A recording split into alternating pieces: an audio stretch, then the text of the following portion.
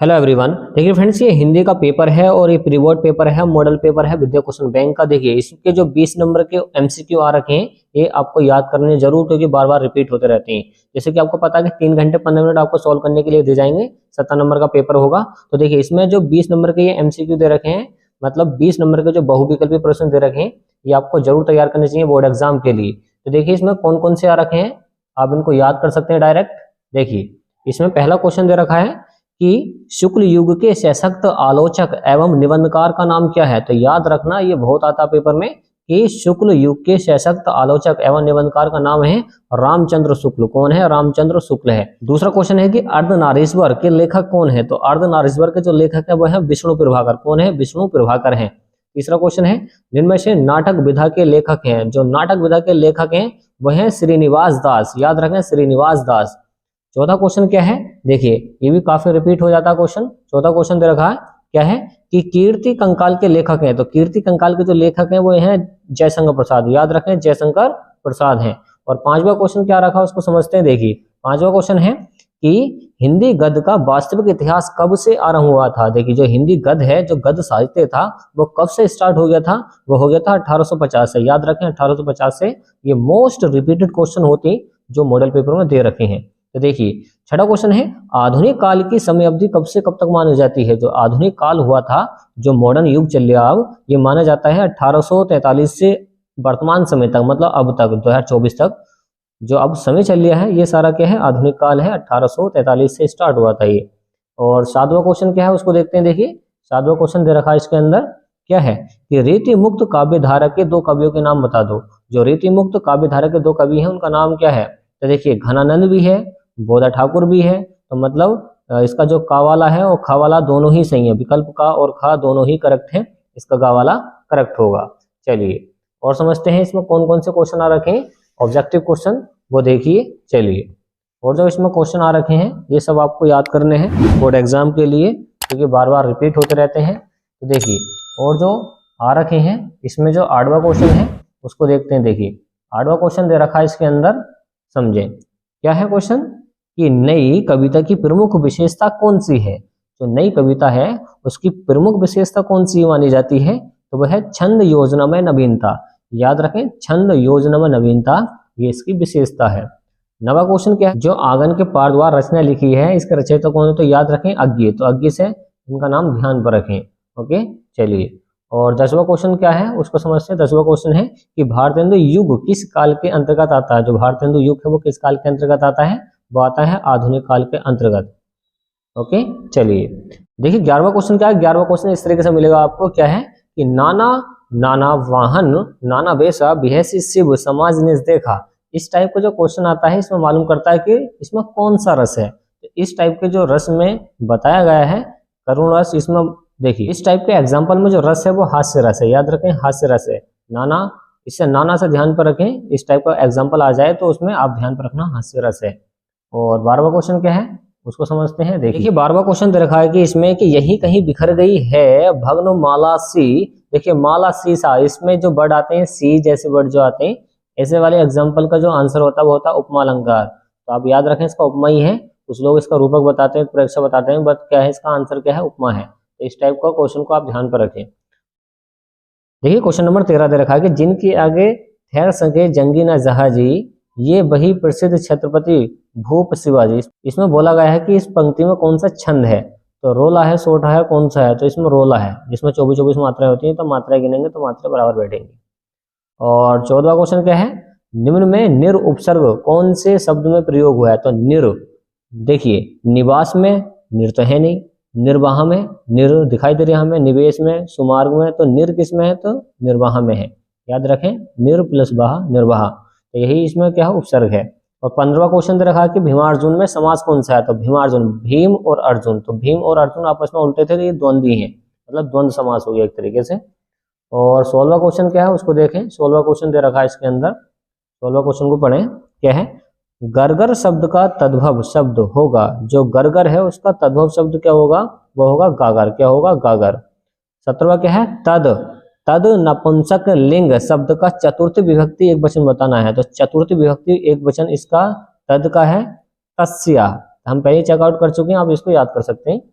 Okay, 18वां question क्या है उसको देखते हैं। 18वां क्वेश्चन दे रखा है इसके अंदर, क्या दे रखा है, पढ़ें इसको।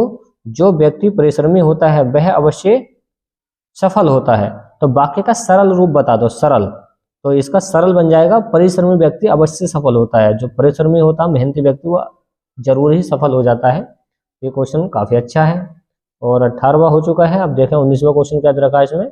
19वां क्वेश्चन है, आओ अब चलते हैं, वाक्य का भाववाच्य रूप होगा आओ अब चलते हैं। तो इसमें देखिए, आओ चलें, इसमें भी भाव दिखाई दे रहा है, आओ अब चला जाए, इसमें भी भाव है। तो दोनों ही विकल्प सही है। इस तरीके से आप इसका आंसर लगा सकते हैं। लास्ट वाला है जो एमसीक्यू है इसका, ये सारे के सारे आपको याद करने चाहिए क्योंकि ये रिपीट होते रहते हैं। घर के साथ ही एक बगीचा होता था, रेखांकित पद का परिचय बताओ। तो यहाँ पर घर के साथ ही, तो संबंध दिखा रहा है, तो संबंध बोधक होगा इसका। देखिए, घर के साथ ही एक बगीचा है, तो घर के साथ है तो संबंध है ना उसका, घर के साथ, तो संबंध बोधक अव्यय घर और बगीचे के बीच में एक संबंध दर्शा रहा है। तो 20 का क्या हो जाएगा, पहला हो जाएगा। तो इस तरीके से इसका आंसर निकाल सकते हैं। और आगे देखिए अगला क्वेश्चन क्या आ रखा है। देखिए अगला क्वेश्चन आ रखा है, 21वां क्वेश्चन आ रखा है। देखिए खंड नंबर 12 में कि निम्नलिखित गद्यांशों में से किसी एक के नीचे दिए गए प्रश्नों के उत्तर लिखिए। तो यहाँ पर आपको ये पैसेज दिया जाएगा, गद्यांश दिया जाएगा, इसमें से आपको क्वेश्चन करने हैं। ये 6 नंबर में आता है। जिंदगी को मौत के पंजे में मुक्त कर उसे अमर बनाने के लिए आदमी ने पहाड़ काटा। किस तरह इंसान की खूबियों की कहानी। तो पहले आपको इसकी पहचान करनी पड़ेगी, किस चैप्टर से लिया गया है, और चैप्टर का नाम पता होना चाहिए और लेखक का नाम पता होना चाहिए। कहानी सदियों बाद आने वाली पीढ़ियों तक पहुंचाई जाए, तो इसमें पहचान करें। ये अजंता चैप्टर से लिया गया है, क्योंकि इसमें क्या है, ये धरोहर चीजें हैं, जैसे कि पहाड़ आ गया इसके अंदर, पहाड़ काटा आ गया। तो कुछ कीवर्ड आपको याद करने पड़ेंगे, समझने पड़ेंगे कि किस चैप्टर से लिया गया है। और जस्ट उसके आगे उसका क्या होता है, लेखक का नाम होता है। तो प्रस्तुत गद्यांश का संदर्भ इसी तरीके से लिखेंगे कि पाठ का नाम और लेखक का नाम। अगर आपको याद है तो आराम से इसको लिख सकते हैं। तो 2 नंबर तो इसको हो गया। रेखांकित अंश की व्याख्या कैसे लिखेंगे, पहले हेडिंग लगाएंगे रेखांकित अंश की व्याख्या, फिर आपको इसी में से इसको बनाकर लिखना होता है अपनी भाषा में। और तीसरा क्या है कि व्यक्ति ने आगामी पीढ़ी तक तीसरा क्वेश्चन क्या है कि व्यक्ति ने आगामी पीढ़ी तक अपनी बातों को पहुंचाने के लिए क्या क्या किया, और इसका आंसर इसी में छिपा होगा, आपको इसमें से निकालना है। तो आप पहला वाला कर सकते हैं, अगर पहले वाले की पहचान नहीं पड़ी तो दूसरा वाला कर सकते हैं। तो ये आपको करना पड़ता है अपनी समझ के आधार पे। ओके, इससे आपकी समझ चेक की जाती है कि किस तरीके से आप समझ के इसको लिख पाएंगे एग्जाम के अंदर। तो बस इसी तरीके से आपको करना है। और 22वां क्वेश्चन भी इसी तरीके का आता है कि निम्नलिखित पद्यांशों में से, ये पद्यांश है, पद्यांशों में से किसी एक के नीचे दिए गए प्रश्नों के उत्तर दीजिए। तो सागर निज छाती जिनके, तो ये वाला जो पैसेज है किस चैप्टर से लिया गया है और इसके लेखक कौन है, कवि कौन है, ये आपको याद करने पड़ेंगे पीछे से क्वेश्चन बैंक में जाके। तो इसकी पहचान कर लें। अगर आपसे पहचान नहीं होती है तो आप कमेंट बॉक्स में बता सकते हैं, फिर हम इनकी पहचान करा देंगे। और 23वां क्वेश्चन क्या रखा उसको देखें। निम्नलिखित लेखकों में से किसी एक लेखक का जीवन परिचय दीजिए, उनकी सीमा एक प्रमुख रचना बताइए। तो यहाँ पर देखिए जीवन परिचय लिखना है आपको। जयशंकर प्रसाद का जरूर याद करना है, मोस्ट एमपी है, जयशंकर प्रसाद का बहुत आता है। ठीक, इनमें से भी कोई से भी याद कर सकते हैं, बट इसमें जयशंकर प्रसाद को पक्का याद होना चाहिए लेखकों में से। तो इस तरीके का मॉडल पेपर है ये। चलिए आगे समझिए, आगे कौन कौन से क्वेश्चन आ रखे हैं इसके अंदर, तो आपको बोर्ड एग्जाम में इस तरीके से मिलेंगे। देखिए खवाला क्वेश्चन है कि निम्नलिखित कवियों में से किसी एक कवि का जीवन परिचय बताइए। तो ये कवि हैं, तुलसीदास हैं, महादेवी वर्मा हैं, माखनलाल चतुर्वेदी हैं। तो तुलसीदास का मोस्ट टाइम पे तुलसीदास और सूरदास का, इसमें से आपको एक जरूर याद करना चाहिए, ये बार बार रिपीट होते रहते हैं। और 24वां क्वेश्चन है कि निम्नलिखित संस्कृत गद्यांशों में से किसी एक का संदर्भ सहित अनुवाद कीजिए। तो ये है आपकी संस्कृत, इसमें आपको हिंदी में अनुवाद करना है, इसको अपनी समझ के आधार पे इसको पढ़ लेना है, किस चैप्टर से लिया गया है वही मैटर है। जब तक आप इसको पढ़ेंगे नहीं तब तक ये होगा नहीं। देख लें, आपको नहीं आता है तो आप बता सकते हैं, इसकी अलग से वीडियो बन जाएगी। खवाला आ रखा है इसमें कि निम्नलिखित संस्कृत पद्यांशों में से किसी एक का संदर्भ सहित अनुवाद कीजिए। तो संदर्भ सहित इसका अनुवाद करना है, ये इस तरीके से दे रखा है। और आपको ग वाला क्वेश्चन करना है, ये मोस्ट एमपी है, ये हर साल के साल ऐसे ही रखा जाता है कि अपनी पाठ्य पुस्तक के संस्कृत खंड से कंठस्थ किया हुआ कोई भी श्लोक लिखिए जो इस प्रश्न पत्र में ना आया हो।